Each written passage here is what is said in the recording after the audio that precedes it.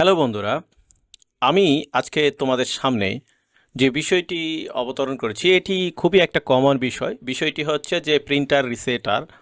তো প্রিন্টার রিসেটার আসলে অ্যাকচুয়ালি আমরা অলওয়েজ শুনে থাকি, দেখে থাকি এবং অনেকে জানিও আবার এই বিষয়টি, আবার অনেকে জানি না। আমরা যারা মূলত প্রিন্টার ব্যবহার করি, মানে কম্পিউটার ইউজ করি, সকলে তার প্রিন্টার ইউজ করি না, সকলে তার প্রিন্টিংয়ের সাথে জড়িত না। তো প্রেস প্রিন্টিং থেকে শুরু করে ছবি প্রিন্টিং এবং বিভিন্ন অফিস আদালতে বিভিন্ন জায়গায় প্রিন্টিংয়ের যে বিষয়টি থাকে প্রিন্টারের, সেই প্রিন্টার নিয়ে আজকে আলোচনা আমি করব। প্রিন্টারের কিন্তু ব্যবহার করতে করতে একটা সময় তার প্রিন্টার আনইউজডের পর্যায়ে চলে যায় আর কি। প্রিন্টার তার একটা লাইফ টাইম পর্যন্ত একটা ইউজের একটা বিষয় আছে, লিমিট দেওয়া রয়েছে। তো কখনো কখনো যে কালার প্রিন্টারগুলো রয়েছে, বিশেষ করে ইপসনের, ক্যাননের বা আরও অন্যান্য প্রিন্টার্স রয়েছে যেগুলো কালার প্রিন্টার, সেগুলোর কিন্তু একটা লিমিট অফ রেঞ্জ দেওয়া আছে যে 4000 বা 5000 পৃষ্ঠা প্রিন্ট হলে সে আর প্রিন্ট দিবে না। তখন সেই প্রিন্টারটাকে কী করতে হয়, একটা মানে ইউটিলিটি সার্ভিস প্রোভাইড করতে হয়। তো এই ইউটিলিটি সার্ভিস প্রোভাইড করার বিভিন্ন মাধ্যম রয়েছে। Physically hand to utility service দেওয়া, ডিজিটালি সফটওয়্যার মাধ্যমে, অথবা ভার্চুয়ালি আপনার রিমোট এক্সিস্টেন্সের মাধ্যমে সার্ভিস প্রোভাইড করা।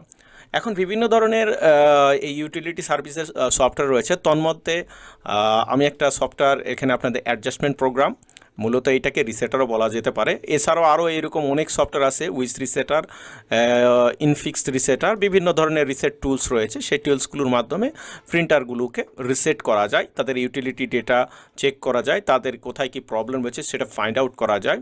তো এই সফটওয়্যারগুলো ব্যবহার করে মূলত প্রিন্টারের বিভিন্ন সমস্যার সমাধান করা সম্ভব।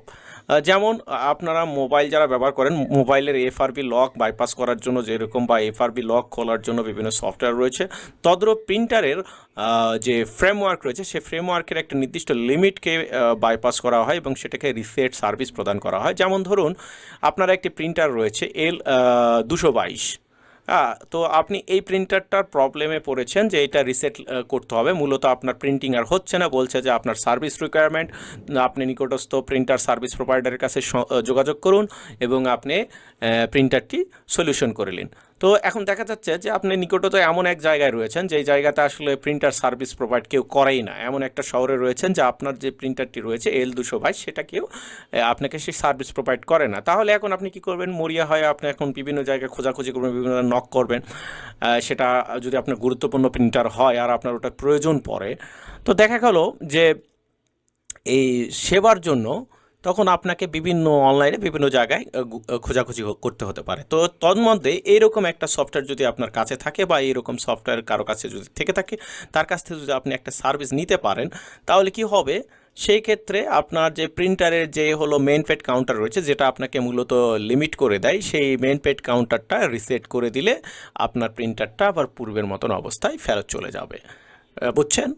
চাইলে আপনারা এই সফটওয়্যারের মাধ্যমে আরও কাজ করতে পারেন, যেমন ইঙ্ক চার্জ করতে পারেন, হেড ক্লিন করতে পারেন। অনেক সময় হেড জ্যাম হয়, অনেক সময় মোটরের প্রবলেম হয়, সেগুলো স্ক্যানারের প্রবলেম হয়, স্ক্যানারের মোটরের প্রবলেম হয়, তারপরে বডি অ্যাডজাস্টমেন্টের প্রবলেম থাকে। তারপর অনেক সময় দেখা গেছে যে আপনার যে ফ্ল্যাশ রম রয়েছে মূলত হলো প্রিন্টারের, সেটার ডেটা কপি করতে হতে পারে। বিভিন্ন ধরনের কাজ থাকে, যে কাজগুলো আসলে এই ইউটিলিটি সফটওয়্যারগুলোর মাধ্যমে করা হয়ে থাকে। সেটা আপনার যদি মানে L1300 প্রিন্টারও হয় বা L3800 প্রিন্টার হয়, যেই প্রিন্টারই হোক না কেন, সেই প্রিন্টারের একটা মানে ফাংশনালিটি থাকে। সেটা হতে পারে CFX প্রিন্টার হতে পারে, বা লটস অফ প্রিন্টার হতে পারে। আপনার সেই ক্ষেত্রে আপনি কোন প্রিন্টার ব্যবহার করেন সেটা তো আপনার উপর ডিপেন্ড করবে।